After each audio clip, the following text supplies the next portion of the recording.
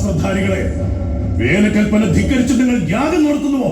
യാഗവും യജ്ഞവും എല്ലാം നടത്തുക എന്നത് ഞങ്ങളുടെ ഉത്തരവാദിത്വമാണ് മഹാരാജൻ. എങ്കിൽ നാം ആയിരിക്കണം യജ്ഞപുരുഷൻ, നമുക്കായിരിക്കണം പൂജാദ്രവ്യങ്ങൾ അർപ്പിക്കേണ്ടത്, നമുക്കാവണം യജ്ഞഭാഗവും. സൃഷ്ടിസ്ഥിതി സംഹാരമൂർത്തികളെ പ്രാർത്ഥിച്ചാണ് ഈ യാഗം. എവിടെ എവിടെ നിങ്ങളുടെ സൃഷ്ടിസ്ഥിതി സംഹാരമൂർത്തികൾ? പക്ഷെ നാം ഇതാ നിൽക്കുന്നു. ഉണ്ടെന്ന് നിങ്ങൾ മാത്രം വിശ്വസിക്കുന്ന ഈശ്വരനാണോ അതോ മുന്നിൽ നിൽക്കുന്ന നമുക്കാണോ യജ്ഞഭാഗം നൽകേണ്ടത്?